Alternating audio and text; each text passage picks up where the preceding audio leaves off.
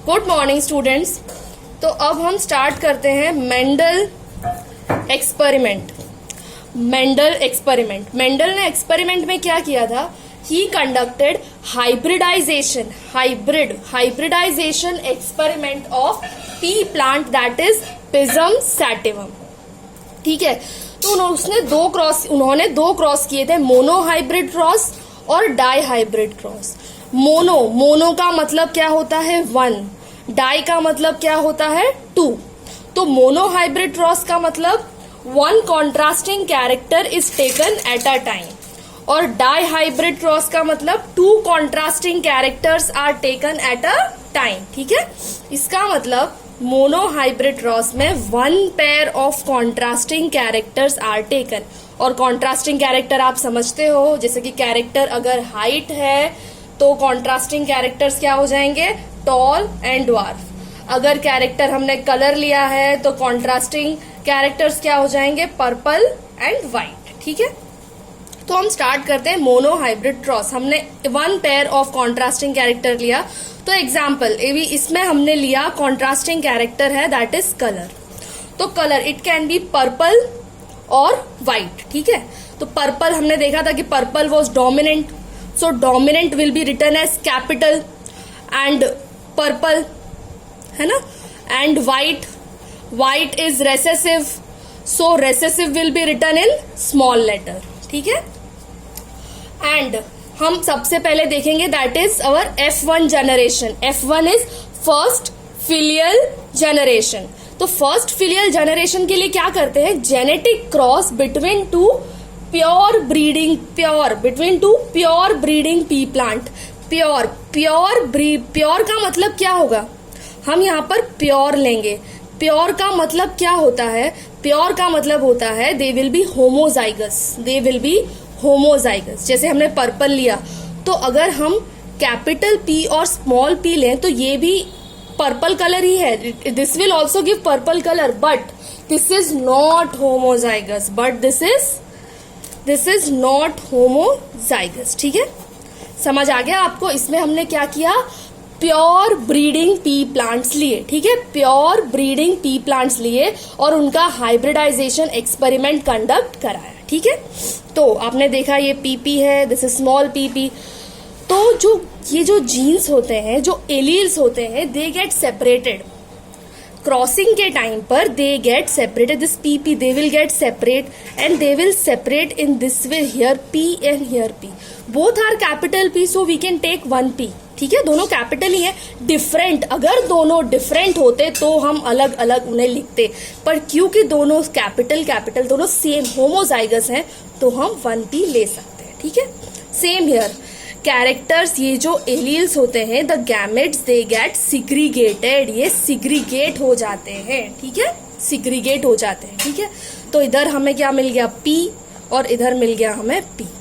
तो अब ये दोनों कंबाइन होंगे, इन दोनों के कंबाइन होने से क्या मिल जाएगा हमें? P and this will B heterozygous. याद है ना आपको? होमोजाइगस मतलब सेम। हमने लास्ट क्लास में पढ़ा था होमोजाइगस, हेट्रोजाइगस। होमोजाइगस का मतलब क्या था? When 2 alleles are same. And heterozygous का मतलब क्या था? Different, when 2 alleles of character are different. समझ आ गया आपको? This is heterozygous. और बताइए इसमें कलर क्या होगा? Capital P small p, colour will be purple, क्योंकि डोमिनेंट कैरेक्टर है, तो dominant will able to express itself even in the presence of its contrasting allele, है ना। Recessive will not be able to express itself, so the colour of flower will be purple. तो यहां से आपको एक चीज दिख रही है क्लियर कि जो F1 जनरेशन है, F1 जनरेशन में डोमिनेंट कैरेक्टर ने अपने आप को एक्सप्रेस किया, रेसेसिव कैरेक्टर ने नहीं। इसका मतलब इन F1 जनरेशन डोमिनेंट कैरेक्टर ही एक्सप्रेस कर पाते हैं, रेसेसिव कैरेक्टर्स वो होते हैं लेकिन रेसेसिव फॉर्म में, वो अपने आप को एक्सप्रेस नहीं कर पाते। ठीक है, अब F2 जनरेशन के लिए क्या करेंगे? सेल्फिंग।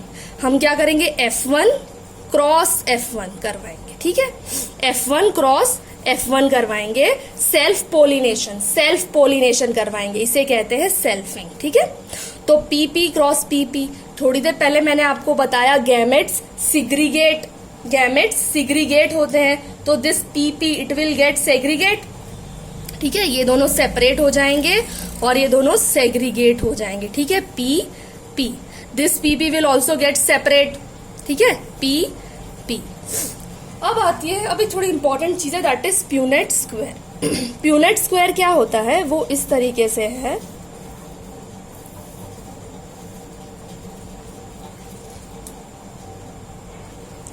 अभी प्यूनेट स्क्वायर क्या होता है, तो प्यूनेट स्क्वायर इस तरीके से हम एक टेबल ड्रॉ करते हैं। ठीक है, एक टेबल ड्रॉ करते हैं जिसमें मेल पेरेंट के गैमेट्स इधर रखे जाते हैं, फीमेल पेरेंट के गैमेट्स इधर रखे जाते हैं, पेरेंट्स के गैमेट्स इधर रखे जाते हैं, और फिर जो जिस कॉलम में जो गैमेट्स आ रहे हैं हम उन्हें लिख देते हैं। ठीक है, तो P gametes and P gametes. ठीक है, कैपिटल P स्मॉल p, तो capital P small p, capital P small p। ठीक है, तो इधर क्या आ जाएगा, capital P, so capital P मतलब दिस विल बी पर्पल, है ना।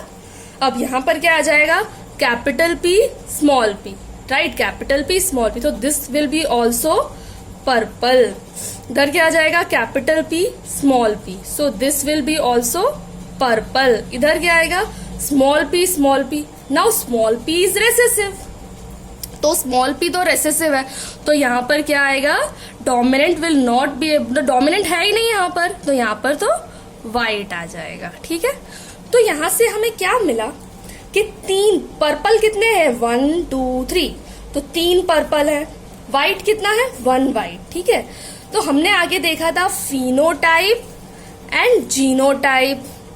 फिनोटाइप क्या था, फिजिकल एक्सप्रेशन, फिनोटाइप क्या था, फिजिकल एक्सप्रेशन, और जीनोटाइप क्या था, जेनेटिक मेकअप। ठीक है, तो क्या दिख रहा है हमें, पर्पल इज टू व्हाइट 3:1, इसका मतलब फिनोटाइप रेशियो क्या हो जाएगा, purple is to white will be 3:1।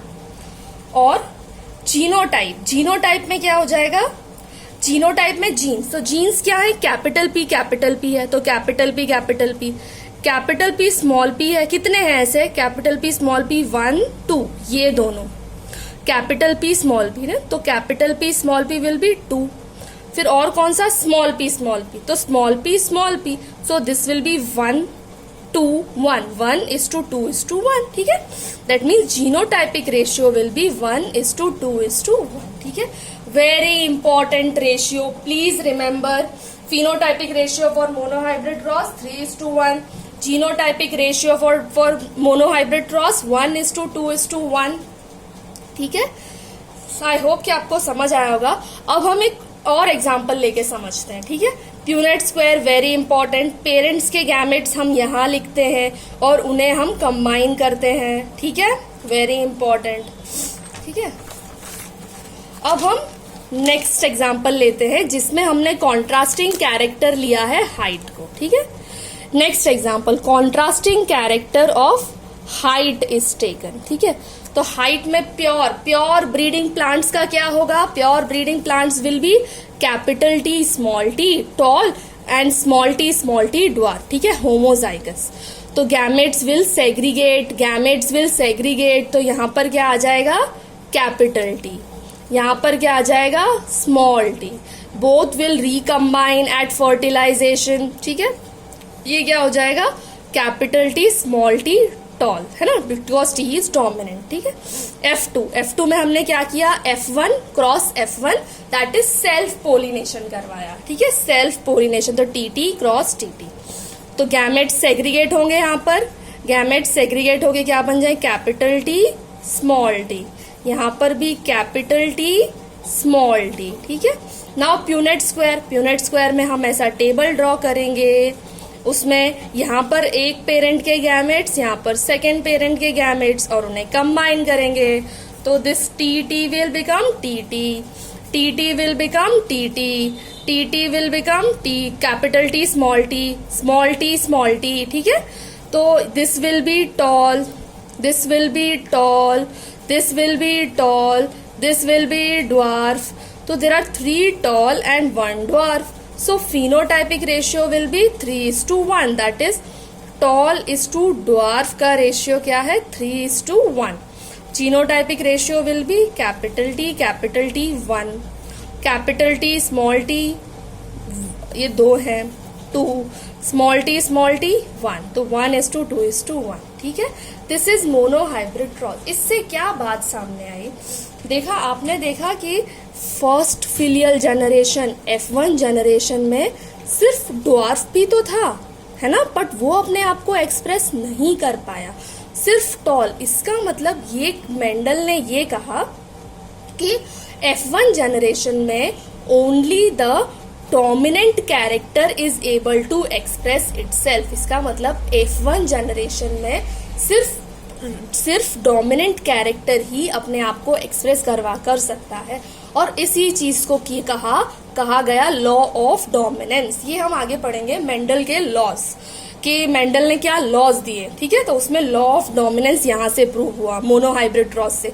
और दूसरा लॉ क्या प्रूव हुआ, लॉ ऑफ सेग्रीगेशन, कि गैमेट सेग्रीगेट. ये हमने देखा ना, गैमेट सेग्रीगेट हो रहे हैं, राइट, गैमेट सेग्रीगेट हो रहे हैं. तो इसने क्या दी, इससे क्या आया, लॉ ऑफ सेग्रीगेशन. इसका मतलब 2 लॉज आए थे मोनोहाइब्रिड क्रॉस से, वो थे लॉ ऑफ डोमिनेंस और लॉ ऑफ सेग्रीगेशन. अब हम इसके बाद डाइहाइब्रिड क्रॉस करेंगे और उस पर से जो लॉ आया है लॉ ऑफ इंडिपेंडेंट असॉर्टमेंट, वो डिटेल में समझेंगे. ठीक है, चलो, टेक केयर, थैंक यू.